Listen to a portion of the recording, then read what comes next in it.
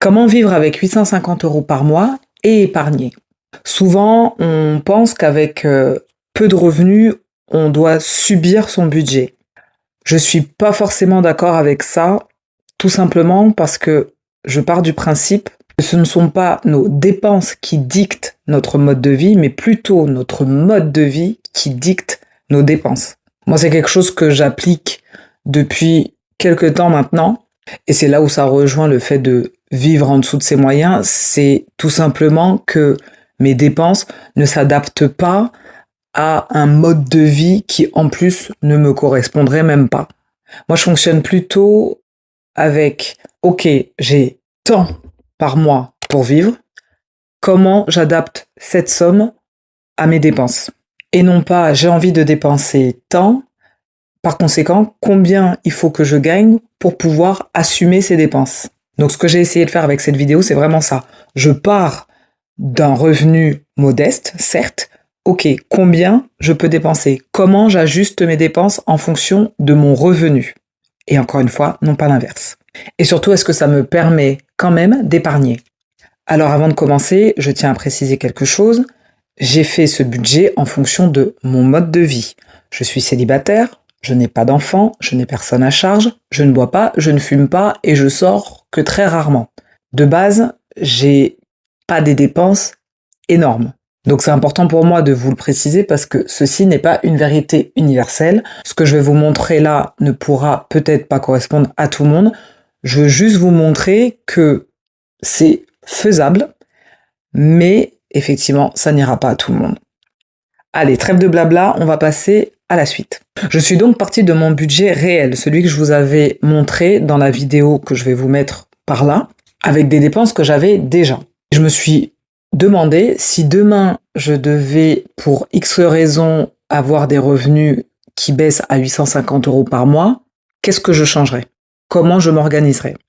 Donc maintenant, on va passer au tableau. Donc j'ai bien repris toutes les dépenses et je vais vous montrer ensuite comment je vais les ajuster.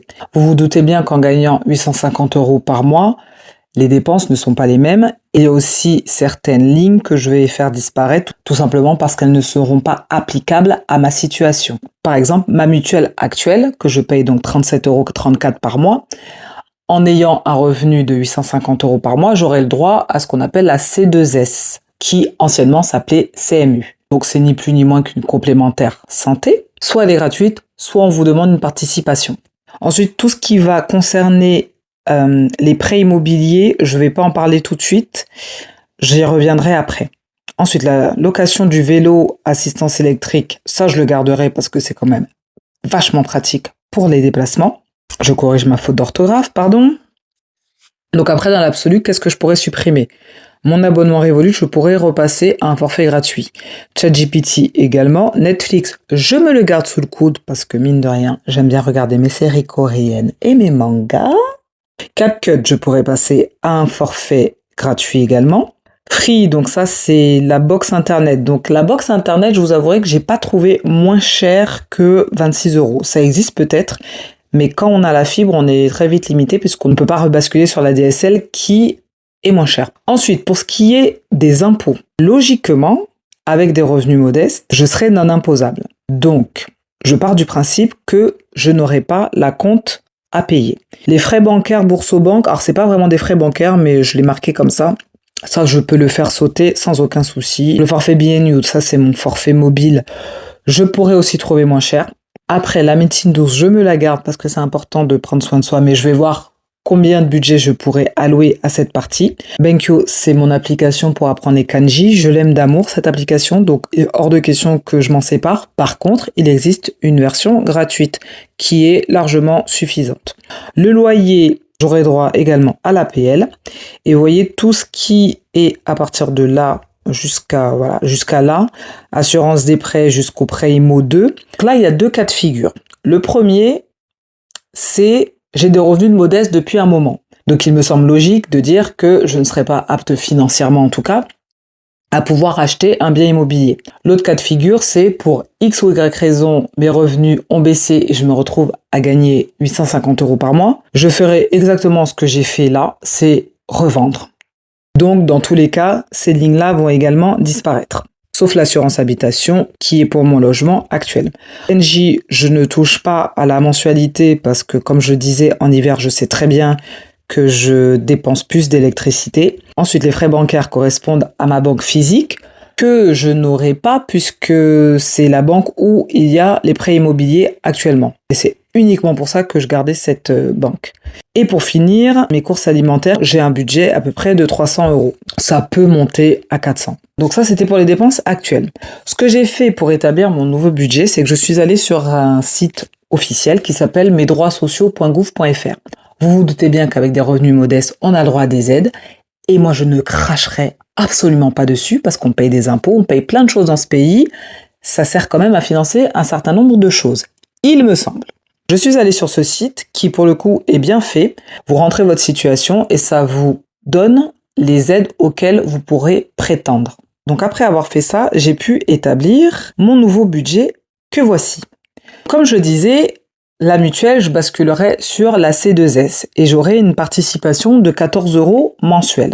Ensuite, l'assurance du prêt à taux zéro sauterait bien évidemment. L'allocation du vélo, je la garderai. J'ai rajouté un forfait transport, donc 17,50 €, c'est ce que me coûterait mon abonnement mensuel là où j'habite en étant bénéficiaire de la C2S. Pour ChatGPT, Revolut et CapCut, je repasserai à des forfaits gratuits.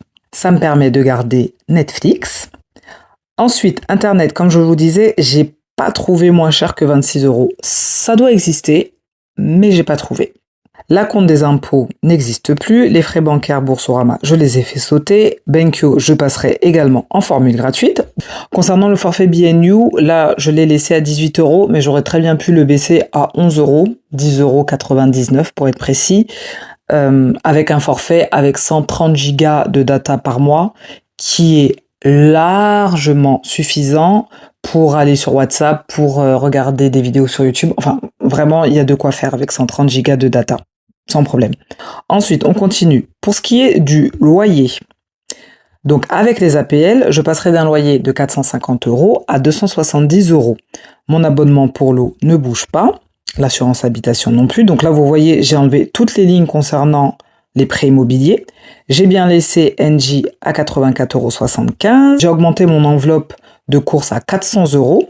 Donc tout ça, ça me fait un total de 889,97 €. Donc il faut savoir aussi que j'aurai le droit, alors je l'ai noté là, à une prime d'activité de 320 €. Donc 320 € plus les 850 €, ça me donnerait un total de revenus par mois de 1170 €. Donc je me suis fait mon reste à vivre, donc qui serait de 280 € par mois. Cette somme me permet de pouvoir épargner et d'avoir une petite marge en plus. Donc par exemple, moi j'épargnerais 100 € sur le LEP et pareil, histoire de diversifier un peu, une assurance vie sur laquelle je verserai tous les mois le montant minimum. En tout cas chez Boursobank, c'est 50 €. Il y a certaines banques, il me semble que vous pouvez même verser 30-40 €. Et donc là, il me reste 130 €. Ce que je veux montrer là, encore une fois, c'est que avec un mode de vie assez simple, on peut se débrouiller. Je ne dis pas que c'est hyper confortable, je ne dis pas que c'est l'idéal, je dis juste que c'est faisable. Donc je me doute bien que c'est pas valable dans certains endroits. Là, par exemple, je n'ai pas de charge concernant la voiture. Une voiture, à plus forte raison quand elle a des problèmes, ça peut être vite un gouffre financier. Il n'y a pas beaucoup de place pour les écarts. C'est pas un budget qui doit être subi, mais c'est plutôt un budget structuré. Et en fait, en prenant l'habitude de limiter quelque part ses dépenses, encore une fois, ça devient naturel et on force même plus à la fin. Ce que j'essaye de montrer, c'est pas qu'on vit super bien avec 850 € par mois.